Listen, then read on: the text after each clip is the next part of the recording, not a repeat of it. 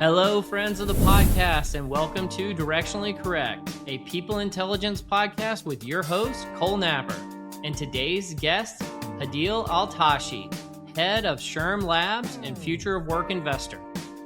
In this episode, we will cover what SHRM Labs is and how it works. For the uninitiated, what is SHRM Labs and how does it work? Why Hadeel left the private sector and the VC world to drive innovation inside a massive organization like SHRM. Coming from the private sector and joining SHRM. Straight talk for anyone dreaming of launching an HRTech startup, whether you should do it, how to get funding, and how to tell if there's real science behind the pitch. You know, and you want to create an HRTech startup, how should you do it? How should you get funding? Now, let's get down to business. Hey, Directionally Correct fans. This podcast is dedicated to you to help democratize people intelligence for the world of work. If you're looking to support the podcast, please make sure to listen weekly, subscribe to the Directionally Correct Substack newsletter, sign up for the Data-Driven HR Academy at datadrivenhracademy.com, purchase Cole's book, People Analytics, or check out everything else at colenapper.com. Before we get into it, a quick word about HR Bench, the company powering this podcast.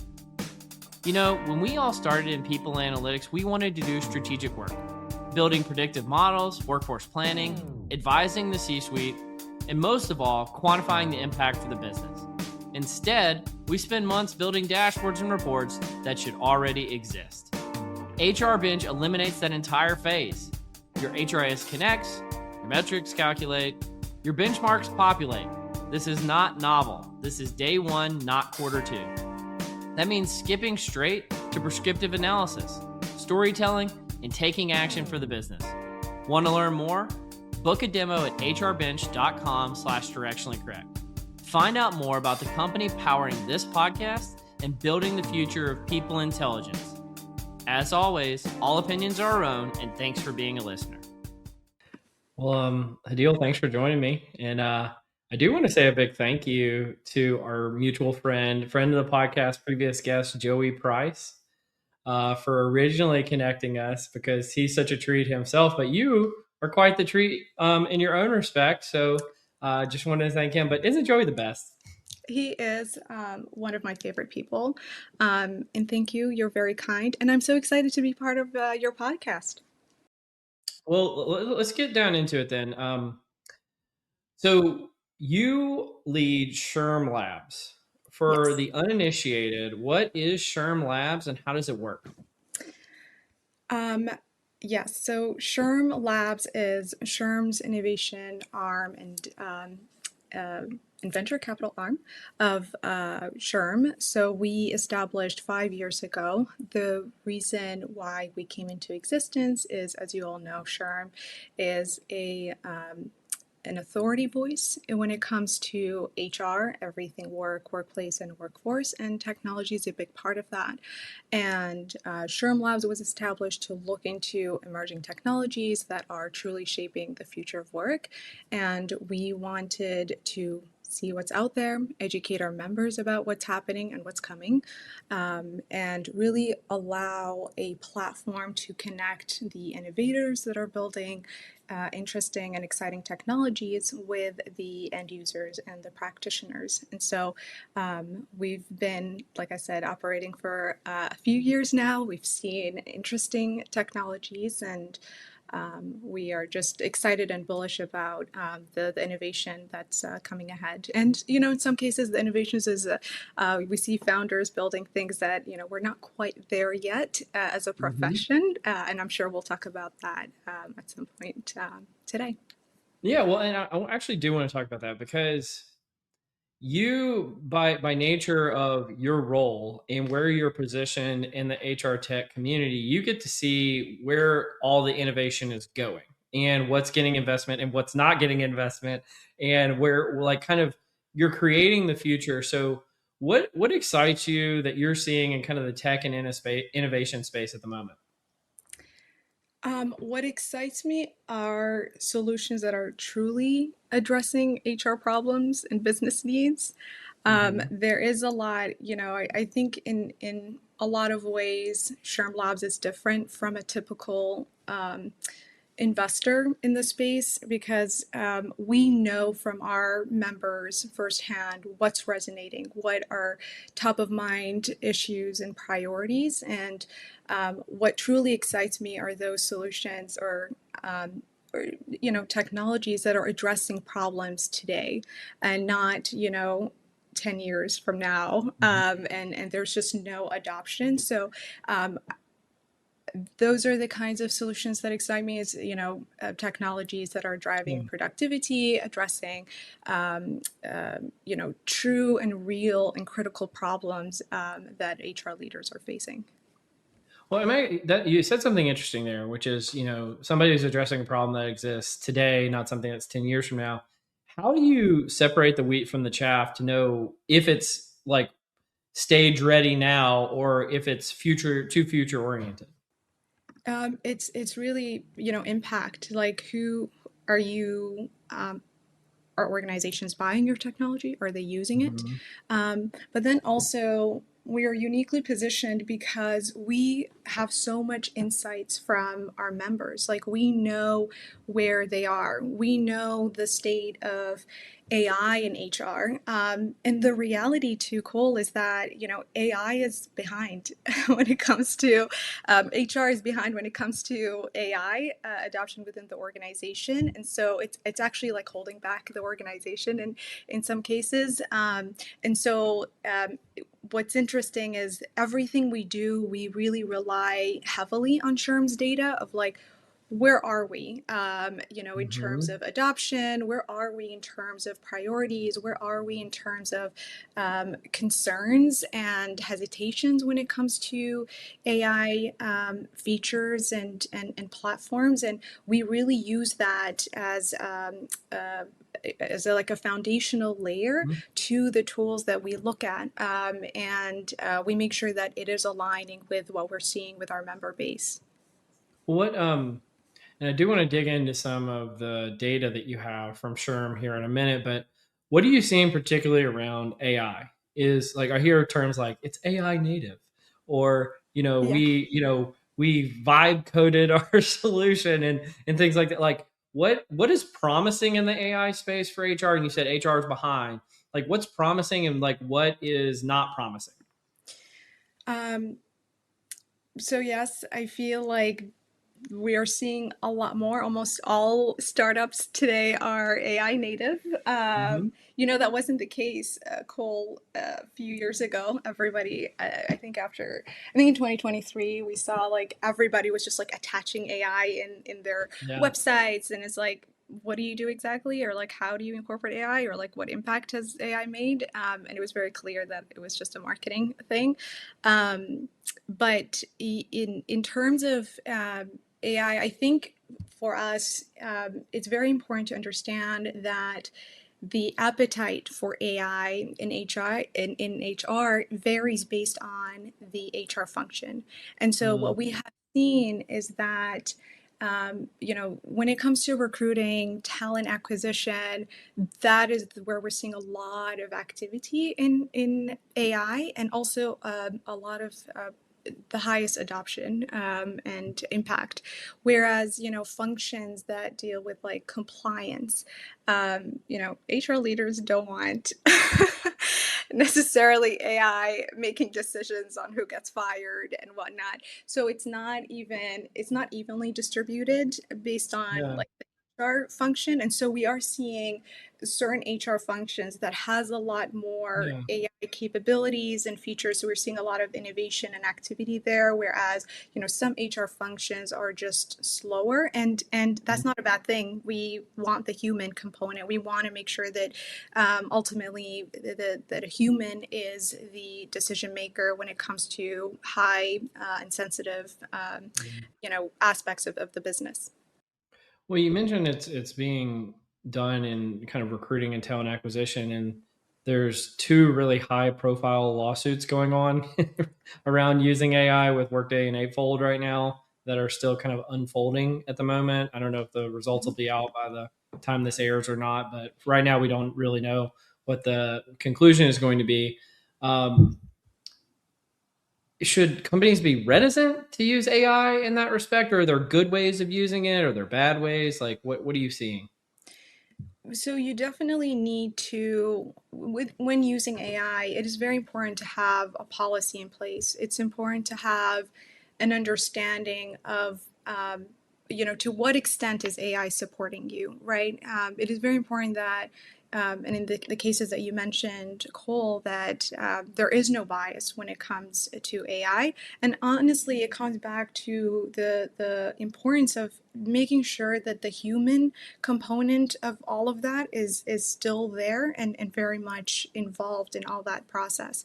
And so when it comes to AI, if it is coming to you and recommending candidates, it's very important for it to provide very detailed reasoning like why that is, so you're not just trusting AI to come up with like the top, five candidates and like Mhm. totally eliminating everybody else there. I think it is important to just rethink how do we Yeah. still keep the human component in that workflow.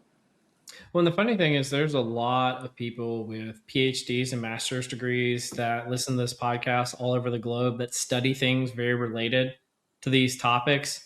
And selfishly, one of the reasons why I wanted to have you on today is if those people wanted to be the startup creators of the future who can find kind of scientifically backed, unbiased ways of going and tackling these problems, they'll know that people like you exist and can create that. And so I'm glad that you're able to be here and talk about some of this. Like, if you rewind the clock to go back a year into the past, like what was hot a year ago that you think is like, it's kind of meh today, and then what are you seeing that's going to be hot like a year from now?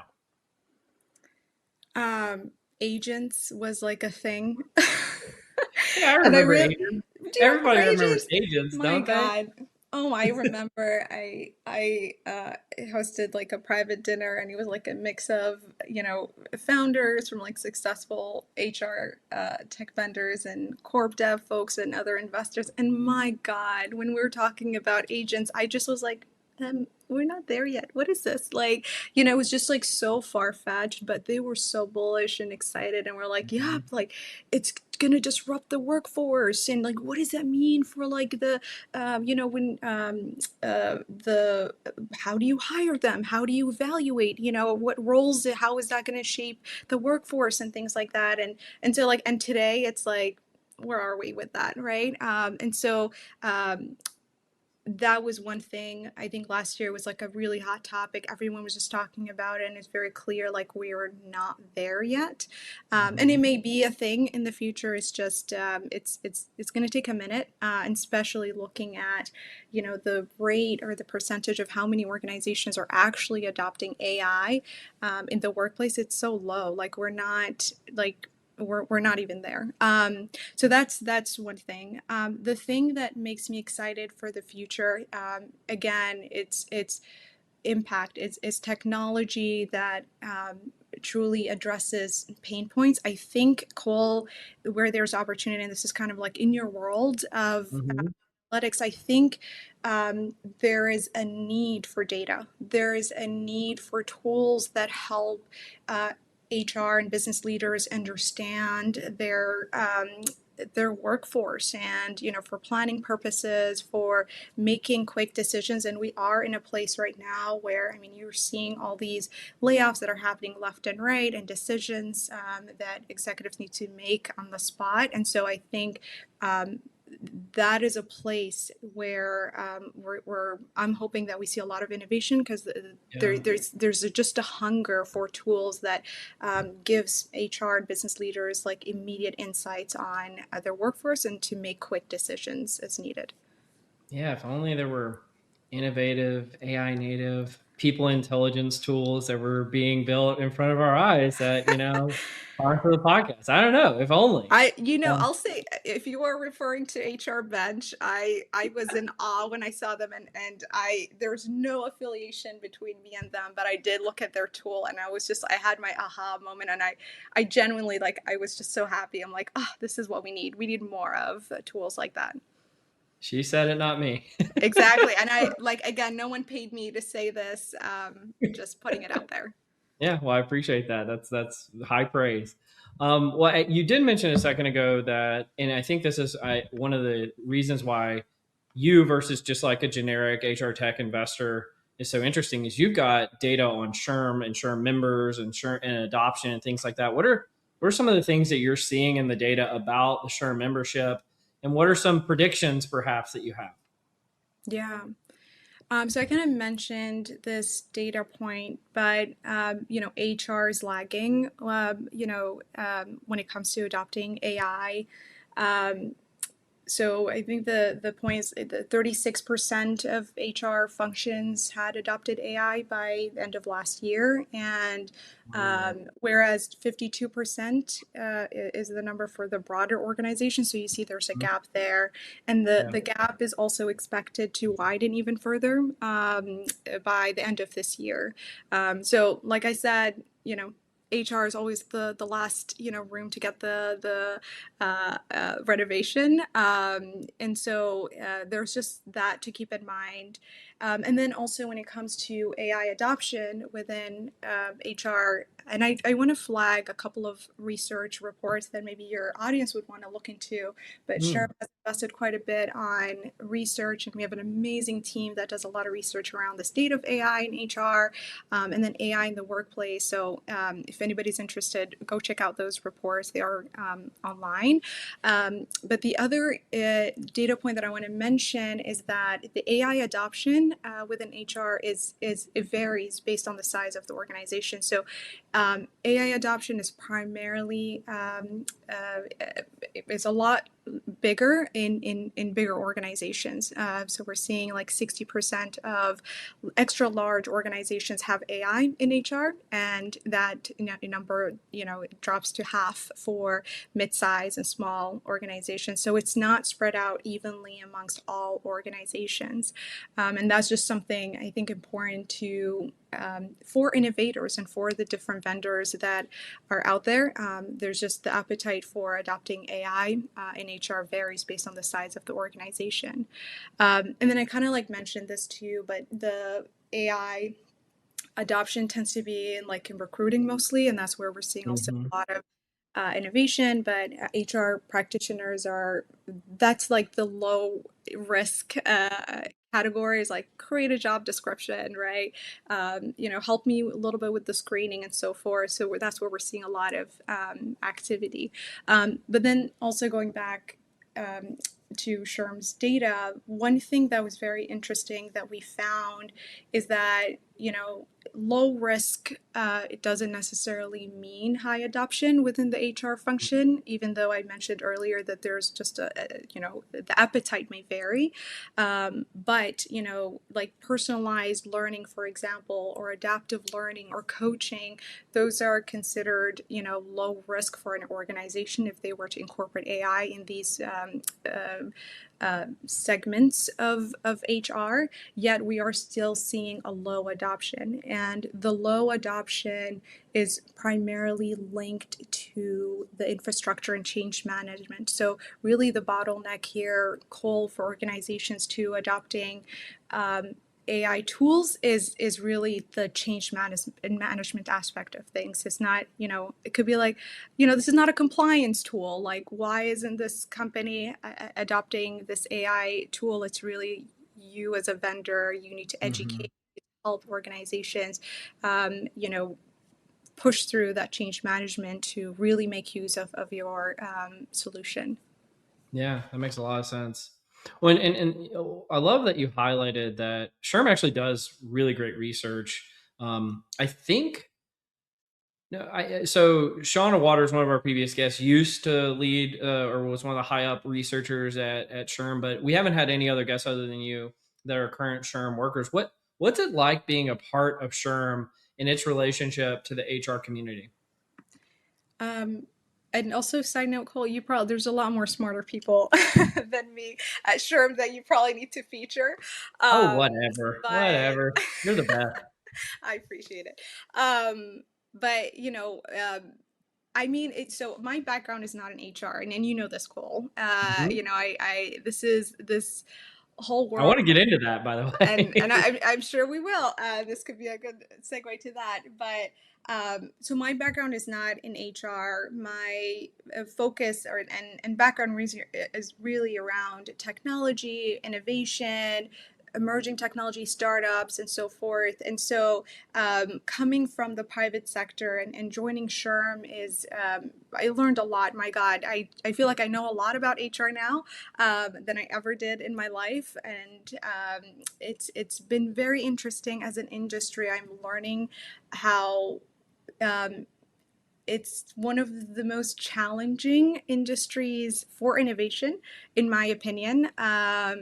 And this is Hadeel talking, not Sherm and Sherm Labs, but all to say, um, coming into SHRM and building out SHRM Labs and the innovation arm of SHRM was something very exciting. Like I coming into it, I knew it was like a challenge, and I like a good challenge. And what excited me about this call was that SHRM, being the organization that it is, with over 340,000 members, and the network and the scale and the insights that it has, to me, what excites me about this is like I can't think of a better organization to be part and to lead innovation than an organization like SHRM, because there's just so much insights that we can tap into and truly move the needle forward. So I don't know if that answers. I feel like I've been rambling quite a bit, Cole. That's what I don't. podcasts are for. What's Yeah, that? that's why I said that's what podcasts are for. That's why they last like two People just hours. go and just Yeah. ramble along. Yeah. But again, going back to SHRM, I think that it is positioned or SHRM Labs is positioned in a really good spot. If I were to do this in another organization, the reach and impact wouldn't be as significant as it is, because of just how SHRM is set up. And I'm very glad that they decided to do this. Yeah. You know, you like what you do is so interesting to me because again, you're kind of coming as an outsider.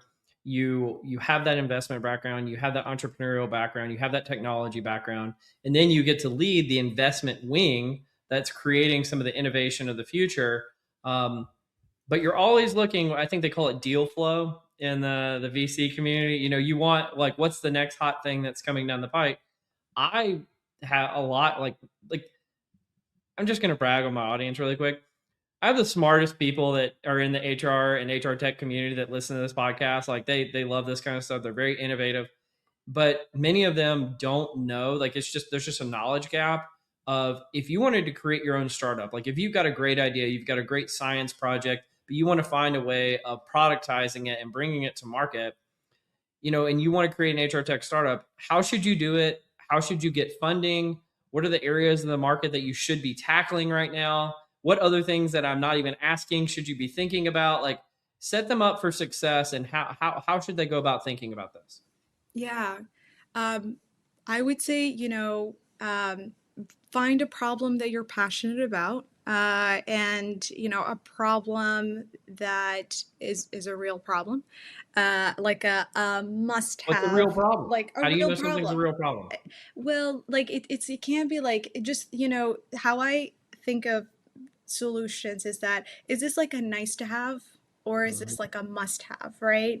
So like you kind of like want to focus on like a problem that is like a true problem, like it's a real pain point for organizations and businesses, because it just makes it easier for you to sell and get customers, that way. And companies budgets are being cut, and if it's something that it's a nice to have, you're very likely to be impacted in some way. And so I would say look at a problem, look at a critical problem in the workplace, and propose, like, and not, it doesn't have to be something super big, start small, focus, and you don't have to address, not everyone is your customer, like don't, Mhm. find your the group or type of organizations that would benefit truly from this, and start small, focus on that customer profile, and you'll experiment and you'll evolve with time. But when you do that, I would say start small, and even before you go and like invest in spending thousands of dollars in engineering and building out these bells and whistles, like before any of that, just work on, maybe it's a service, like start with something very basic that's not going to cost you an arm and a leg, to just validate, is there a true need for this, will someone actually pay me for this? Mhm. And then from there be like, okay, well, there's a need. I have demonstrated that there is a need for this solution, and people Mhm. are willing to pay. And then from there, kind of scale into like, okay, well, how do I make this, into like an actual sustainable product? And now I can add all these different components of it, and you can truly invest. But if it's someone who's truly starting from scratch, Cole, I would say don't invest too much. Gosh, I have seen founders who just, like they like put thousands and thousands, and they build all of these things with an assumption that maybe, yeah, this is what I think, HR Mhm. leaders, want, or business leaders want, and hundreds of thousands dollars in Yeah. debt, they realize, nope, that's not it. So Yeah. ideally, there's going to be rooms for pivots. You're always going to evolve. You're going to, change along the way. And when you start small, just try to be efficient. Yeah. I mean, if you don't know what the term like a lean startup is, if you don't know that ICP stands for ideal customer profile and TAM stands for total addressable market, and product market fit is something that you're trying to pursue, these are things you should learn probably, right? Exactly, exactly. And do your homework. See who else Mhm. is in the market, and if there are competition, understand like what differentiates you from everybody else. Well, I had a few more questions on this, like because one of the things I asked about earlier is like, so let's say you actually you build something. How do you get funding? How do you start to scale? Um, so I think there are, when you can get funding by, there are investors that invest at like super I love your pause on this. It's like it's um probably not going to work out, is what you're trying to no, not no, no. say. No, no. What I'm saying is that there are investors that, like there maybe start like with angel investors, and Yeah, maybe family and friends to get some funding. But I say that I'm being cautious because I also understand like not everybody has access to yeah, that. So I'm trying to be sensitive and conscious of sure. that. But what I would say is that there are investors. There are investors that honestly would even, and maybe not even an investment, maybe go through like an accelerator program, like really Hmm. truly like a pre-revenue, like helping you with your value proposition accelerator program. And there's a lot of those, and they'll help you understand like the basics of operating a business. But there are entities out there that will invest in you at that stage. I would say when you come and like want um, more formal institutional investments and Hmm. VC, like typically they want to see some kind of validation that they're going to get their money back and some. Hmm. And do that by demonstrating that you have paying customers and users, and that just kind of like gives them a sense of, okay, this person knows what they're doing, and I Yeah. can back them up. Do you need a product or engineering background? No, What and background do you especially need? now. Yeah, you don't actually. I mean, and even now that's evolving, Cole, because like with the whole like vibe coding, anybody. I mean, I can build a pro. I'm not a product person. I could build an app if I want to. So I think you don't, and it's not that you did back then, but I think back then you want to have like a technical person, ideally someone house at some point, but you as a founder, you don't need that. You would just have to have like earlier on, you would have to have like an advisor or someone who can help just make sure that you're Yeah. going the right path. I always tell people it's like startups are a three-legged stool. in the beginning. You need sales and marketing, you need product, and you need engineering, or tech or whatever you want to call it. And if you're missing one of those, it's probably not going to work. Yeah, all very important components for Yeah, sure. absolutely. How do you know if, especially as an investor, how do you know if what you're investing in is vaporware or if there's any kind of like science or data behind it? I think the market is the best indicator. So Hmm. if you're telling me that you have adoption, if you have users, to me that means like you're on the right track. But are you referring to like even like the pre-revenue side of things? Yeah. Well, because like one of the things, so again, a lot of the people that listen to this podcast come in with a really strong scientific background, and frankly, I think I kind of look at it. I'm of two minds about it. One is that is actually I feel like that means they come in with a lot of technical chops, which is great, but also their bar for things having to have a scientific grounding are incredibly high, like so rigorous. And the reality is, they look at the marketplace and the bar is so low It for really is. science. It Like really it's is. so low. It really And is. they're like, I could never do this because I can never meet my threshold for scientific rigor by putting a product to market. I'm like, oh, you don't have to. Like, and so the thing I'm trying to kind of like the tightrope I'm trying to walk is to say, you can create a leading product and it not be like your dissertation, right? And those are like, but also what you don't want to create is a bag of air, which a lot of HR tech Yeah, startups are. yeah. And so just to exceed them actually doesn't require a lot of technical chops sometimes. Yeah, I'll say this. I get excited when the founder is very like data driven and they did Hmm. their homework. Like to me, if it's like someone who studied this and has experience, and I guess it's also like your tie to the problem, right? Yeah. If it's someone like I've been in the space, I've done research, I know this is the gap, I know this is the problem. To me as an investor, like I'm more likely to back you because you have some experience understanding the problem, and you're likely like you're on the right path because you know what to what's coming ahead, right? You've done your homework versus like someone just like I'm gonna start like someone like Hadeel, who, 5 years Mhm. ago didn't have any experience in HR, and 5 years ago I wanted to, I don't know, start an HR tech company.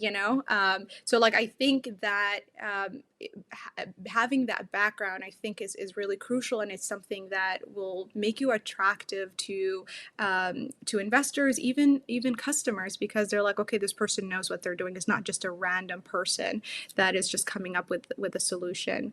And I would say for people that are too technical, whether you're a researcher in the space, or like you're an engineer, or something along those lines, I think you don't have to know everything. You don't have Mhm. to be like the most charming salesy person. Like this is where you grow It your doesn't team. hurt though.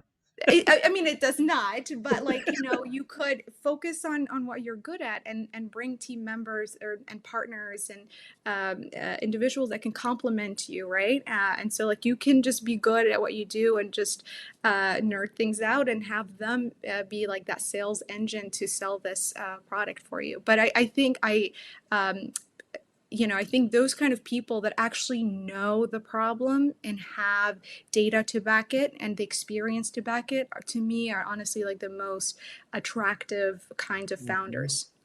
I love that. That then I could not agree more. Um, Part of I don't know, just getting to know you a little bit has been so fun. You're such a delight to hang out with. Mhm. We Thank got you. to hang out with at SHRM Talent earlier this year. That was a lot of Yes, fun. thanks for coming. Yeah. Previous guest hasn't come out yet, but William Tincup was there. He's a riot. Yeah, yeah, yeah. He's always a lot of fun. But part of I mean, you could say this is a perk. You could say it's not a perk. Be my guest, but you get to deal with a lot of like the HR influencers in your network. What's that like? All good things, Cole. Only No, good things. only good things. It's a lot of fun. I'll say, the HR tech community is really small, Mhm. and it's very tight. And I mean, like, there's always room, obviously, but I mean, they're very like close knit community, and it's. I think like they've just been so collaborative, like at least from my experience, and they're all like genuinely trying. They're so invested in this Mhm. industry. They're genuinely, trying to make an impact in this world of work, and everyone is like incredibly smart, doing things in their own ways. And as with people, like sometimes you have to navigate certain things, but I think that overall, like they're just incredible, smart people, and there's me being the people person that I am, Cole, like we may not agree 100% on everything, but I will make you my friend and I'll find a way Oh, to connect on that. And I feel like that's just the energy that I bring to everyone. And I'm just so excited to like learn from everybody in this space because they know a whole lot more than I ever do. And they're very welcoming. They've all been very kind to me. oh, absolutely. There's no big personalities, and we agree on everything. That's Yeah. amazing. Yeah. Yes. Is this podcast called politically correct or directionally correct? I don't know. I think it's turning into it, Right? but we'll see. Well, I wanted to hear a little bit about you too, because you have an interesting background. Are you are you pleasing your parents by what you're doing right now? I Is think this they're proud. Yes, Cole, they're very proud of everything that I'm doing. Um, yeah, I think so. okay? Because I mean, I feel like you're like when you were younger, you studied not to be in a VC, and I kind of stumbled in this world, but yes, you are right, Cole. When I was a kid, I always thought I was going to be a doctor. It was not my vision for myself. My dad wanted to be a doctor. So Mhm. my father, I'm Middle Eastern. My father is all Middle Eastern fathers. He was hoping that one of his five daughters were going to be a doctor. That was something he wanted to do. He didn't accomplish it, and so he was like passing it on to the next generation. And he was a little sad and he kept going. The first child was like, you're going to be the doctor?" And then it was like, "Nope." And then it was like the second one, you're going to be the doctor?" "Nope." And then the next one. And so it came to me, and I think he had really high hopes because I was genuinely like, I'm going to be a doctor. Sadly, that did not happen. Cole, I was so nervous when I broke that news to him. But he was so nice about it. And he was just like, yeah, like do what you want to do. And he's incredibly proud of all of us. We are all very successful, non-doctors, but successful in other ways. Do you like blood? I do not. I do not, and that was the reason why I did Mhm. not. Yeah, I couldn't consider that. Like I could. That was a realization that I came to later in undergrad. I'm like, I cannot. I don't do well in blood. I don't like seeing people in pain, and that was the reason that I had that very difficult conversation with my father. Absolutely. Well, do you want to join me in Cole's Corner, Hadeel? Let's do it. Welcome to Cole's Corner. All right, let's start out with some rapid fire. If All you right. weren't doing what you're doing right now at SHRM Labs, what would you have done with your career? Maybe be an entrepreneur. Start a business. What kind? I have no idea, Cole, and this is why I am not a founder. I genuinely like I don't know what's the problem I want to solve yet. One day Yet. I will I feel keep like you posted. Yeah, yet's carrying a lot of water there. there we Yeah. go. Well, what's the place you've never been to that you'd most like to go and why? Um, Good question. There's an island in Yemen called Socotra, and it's a beautiful island. Hmm. And it's been on my list to go visit, and I hope to visit it one day because it's Well, absolutely what gorgeous. makes it beautiful? It's very unique. It has just weird looking plants and trees and animals. Like it's so out of this world, and just beautiful. And it's been, because it's so further out from the mainland. It's and you know it is over there.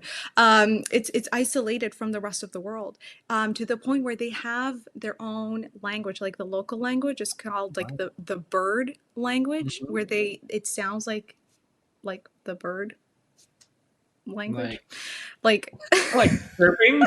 yeah, Okay. exactly, a little bit. It has like a little bit of that, but it's absolutely gorgeous, and the people are so lovely and kind, and just beautiful place. So it's on my list, and one day I hope to go and visit. I love that.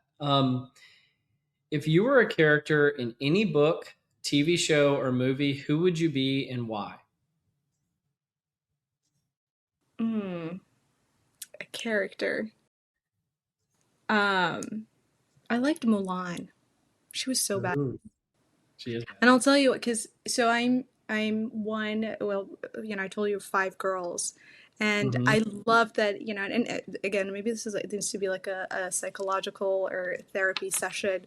But I always like wanted, like, there's this thing about like, oh, like, I'm a girl, but I could do it. I can get things done. And I just absolutely love that she was a warrior, and she did all the things that she could do. To make her, you know father and family and country proud. And so, yeah, Milan.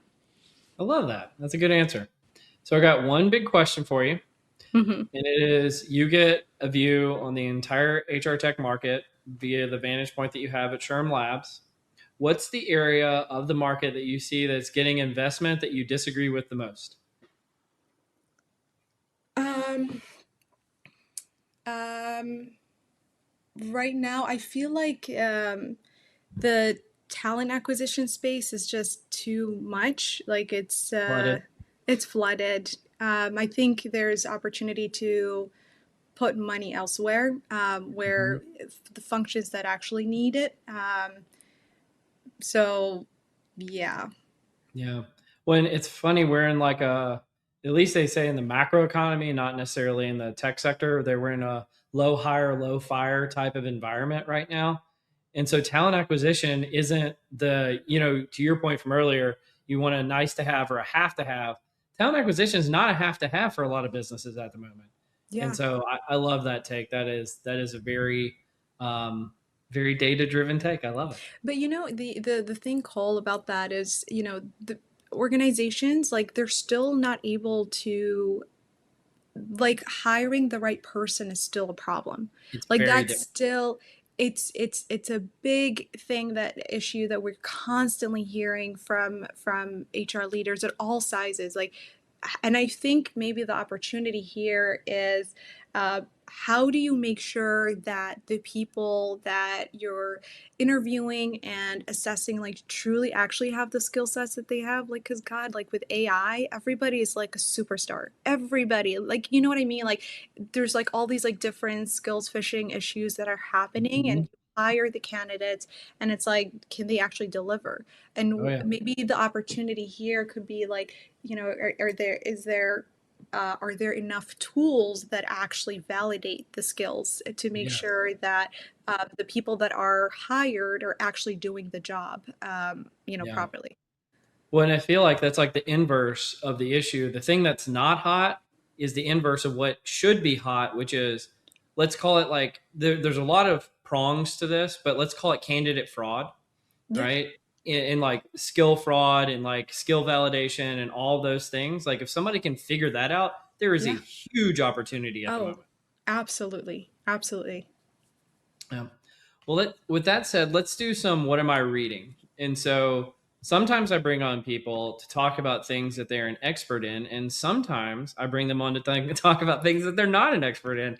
I And so am I've not. got some, yeah, I Cole, got some stuff in here. I'm excited to hear your take first, and then I'll chime in however I can. But yeah.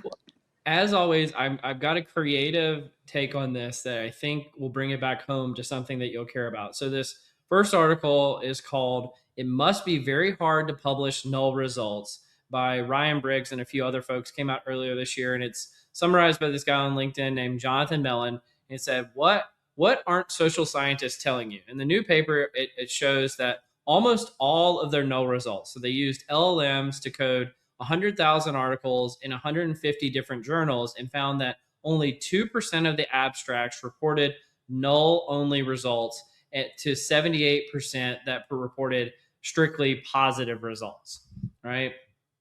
And so this is, you may not be in this debate, but people who listen to the podcast are, that it's called the file drawer problem. So a lot of scientists, if they find a finding or they find no finding, they just put it in their file drawer and act like it never happened. And then if they submit something to a scientific journal, it has to be something that's confirmatory or finding something new or covering new ground, right? So what that leads to is it makes it seem like all of science is like new and novel, but it also creates what's called the replication crisis, which means a lot of times this new and novel finding can't be replicated by somebody else. Now, I'm going to tie this back to your world here for a second. A lot of people who are founders of organizations, they come out and they find a problem that they think is a real problem, right? And like nobody's out there just trying to make problems out of nothing or get them out of thin air, unless you're a crazy person or something.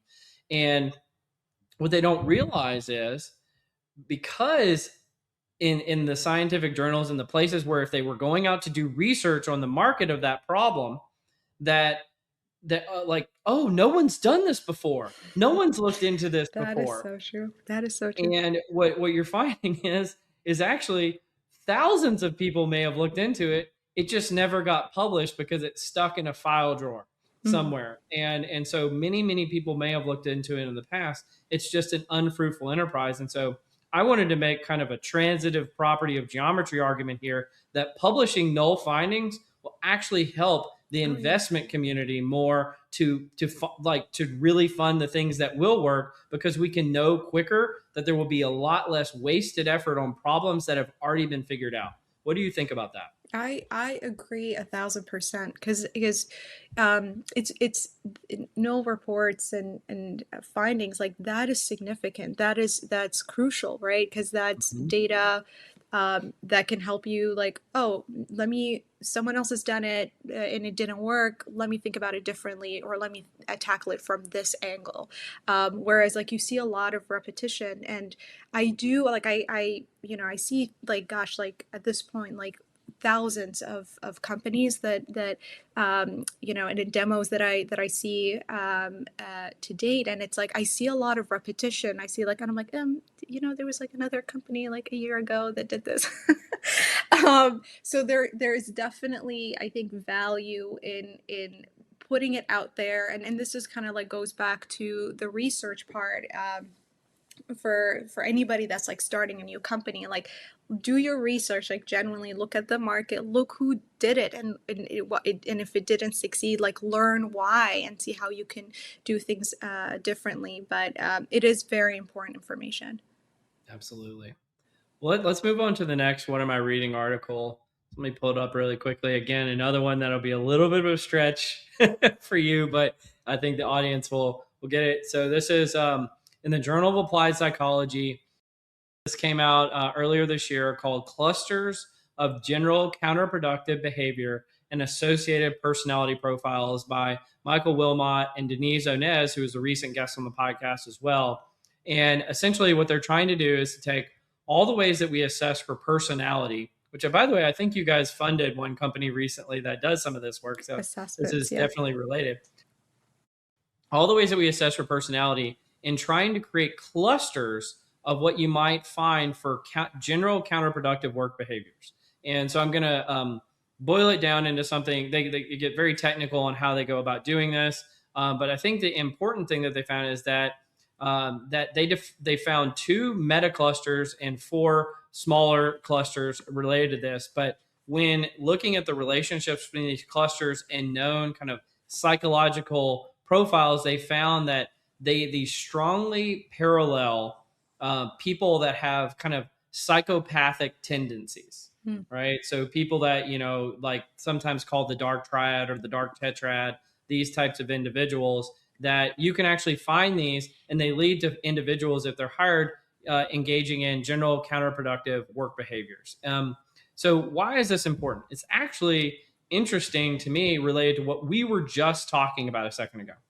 There is a tremendous, and I mean a tremendous amount of candidate fraud going on right now, Mm-hmm. right? So a lot of people talk about like, oh, a lot of people that make it up to the executive suite actually engage in a lot of these dark threat behaviors. There might be sociopaths, and we just have to deal with this as a society. And oh, this is so bad. But it also manifests on the hiring side of things in kind of just day to day, the banality of evil of existing out there. And so I can't remember if this was on the podcast or if I just covered it on LinkedIn or whatever, but I saw some like a few studies and all in like a week period where like a head of HR at like a tech firm would come out and say, we analyzed our candidate pool and some of the jobs that we posted, and like 88% of the applicants were like fraud or like Wow. duplicative. And like, this is like a huge problem, especially at companies that are like in the leading edge of the AI space that are Sure. paying a lot of money and things like that. And it's because a single individual might create 10,000 applications using AI and just, again, flood the zone with this type of stuff going on. And so wouldn't it be helpful if we had ways of identifying those counterproductive work behaviors early on in the process in terms of thinking about these types of things? And I know you kind of have an adjacent investment in the space, so I thought this one might be interesting to you. What do you have thoughts on this one, Hadeel? Yeah, I actually I I'm curious about your thoughts because you are in the space about personality tests. I am keen a lot more on like the skills side of things, right? But I want to Yeah. hear from you, given your background, like how effective are, because like right now I don't are you seeing anything promising in like personality I haven't assessments? seen anything new in 10, 15 years. That's Like how I'm there's thinking. people that are rebranding the same old things, yes, Yeah. and then like saying it's new. But in terms of truly breaking new ground, and there'll be somebody in that reaches out to me afterwards that says, "Oh, but you haven't heard about blah blah blah blah blah." But in general, like with large scale adoption, I haven't seen really anything new in the productized space for personality in quite some time. What so I same by the way, which is why like I feel like even with the technologies that I look at, it's mostly on like the skills assessments rather than Mhm. personality. Yeah, Because it feels like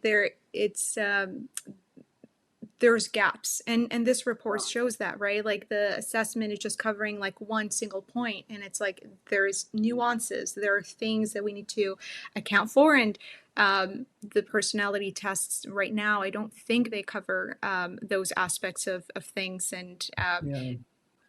One of the things I've been railing against recently, probably shouldn't, but I keep doing it, is a lot of the work that goes on in this space is I always call it like a point two correlation, right? So like scientists will say, oh, this has a point two correlation to productivity or to performance or to whether somebody's a sociopath or whatever on the job, and so they can predict what's going to happen. And I'm like, point two is atrocious, hmm, right? Like we've got to get way better. And I think that's one of the reasons why you're seeing this increase in kind of not things that are psychological, but more like verifiable, like sure, skills, is they're saying, well, this has to, I mean, I'm sure there's people out there who have done scientific work to see the correlations, but this has to be better than just a point two correlation, sure, right?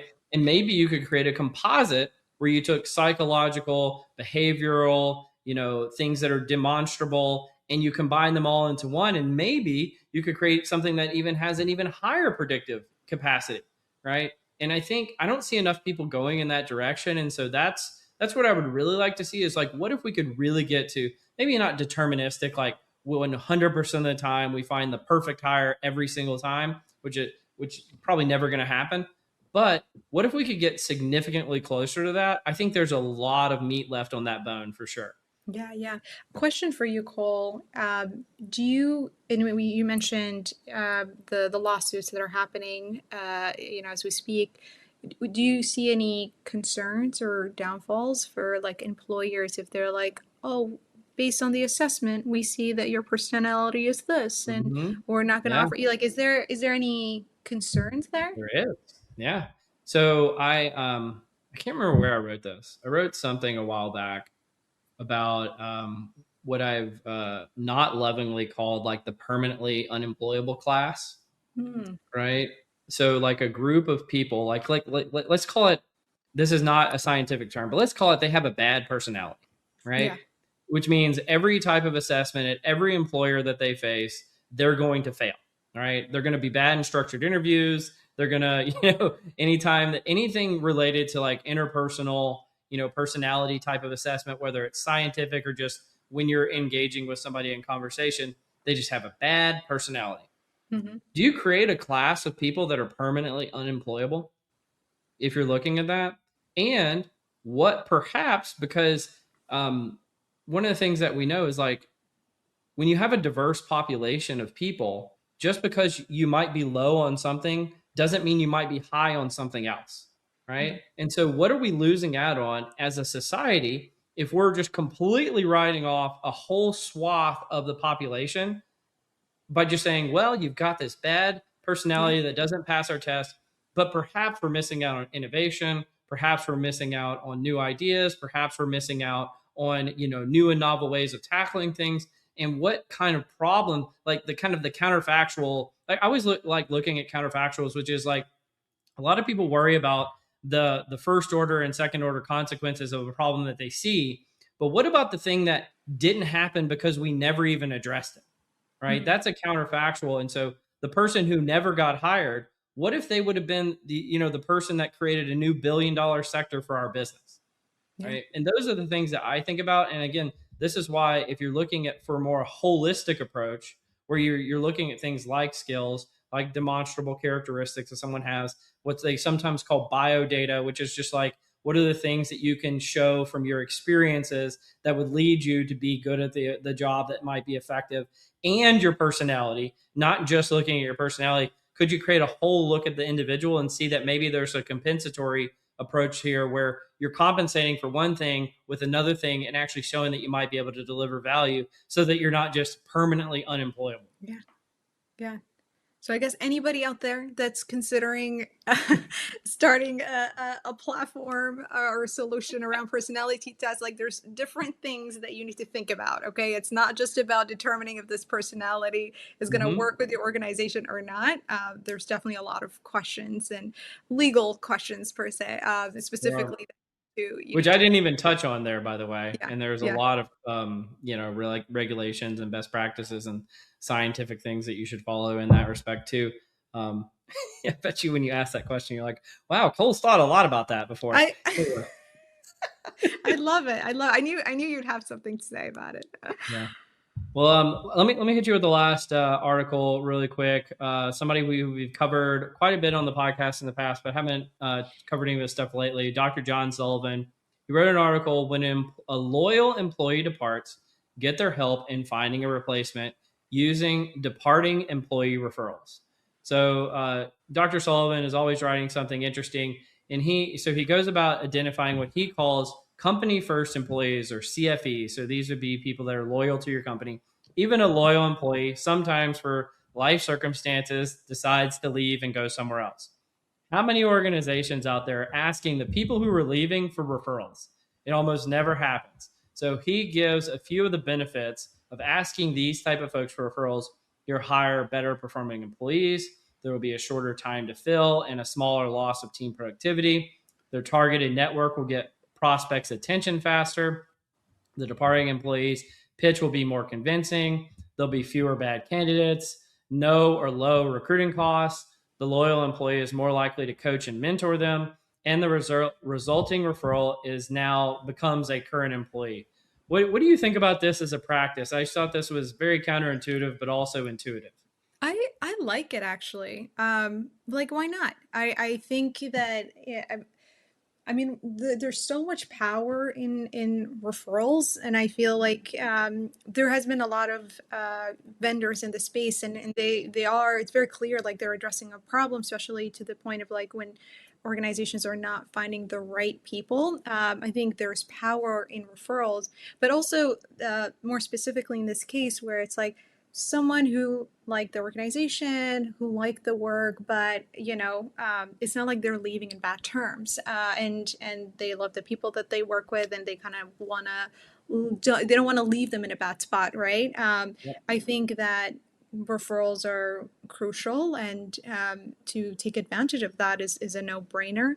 And also, when I was thinking about this, I think like when you're building something with an organization, like you want to trust it with someone, that's like of quality, of like, someone who's going to take it to the next level and make it better. Mhm. Because you want to walk away and just be like, always like, you're going to write on your resume, like, I did this for this organization. And you always like, if it's still around and it's doing very well, like it's a good reflection on you, right?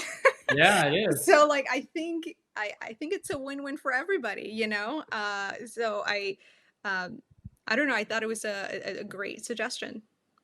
Yeah, I think so too. And I just think about it in the sense that I think sometimes, we're all human beings. And, like, well, Sue decided to leave the company. Well, I never want to talk to Sue again. And it's like, well, Sue actually might have some really valuable input to make the company better. And Sue worked here for 10 or 15 years and really loves the place. And, Mhm. their spouse decided to relocate across the country and they don't have any other option. And so I think just, treating people nicely on the way out the door can't be the worst thing ever when someone's leaving. That I think that's such a like truly like a big opportunity. It's for companies to like ensure when there's offboarding, like it doesn't have to be like the end of it, right? Like Yeah. there's so much that you could even like with even like layoffs and things like that, like there's an opportunity for organizations to treat their employees with empathy and grace, and make sure that that relationship is not doesn't go sour, because you just don't know, like maybe they'll come Yep. back again and serve the organization. And so and you can benefit. It doesn't benefit anybody if you're like, oh, screw you, Sue. Goodbye. I don't want anything Yeah, from you. Like, exactly. that's just not how the world works anymore. Absolutely. Well, Hadeel, this has been so much fun. Before we wrap up, do you have any questions for me? I know you've asked me a few already.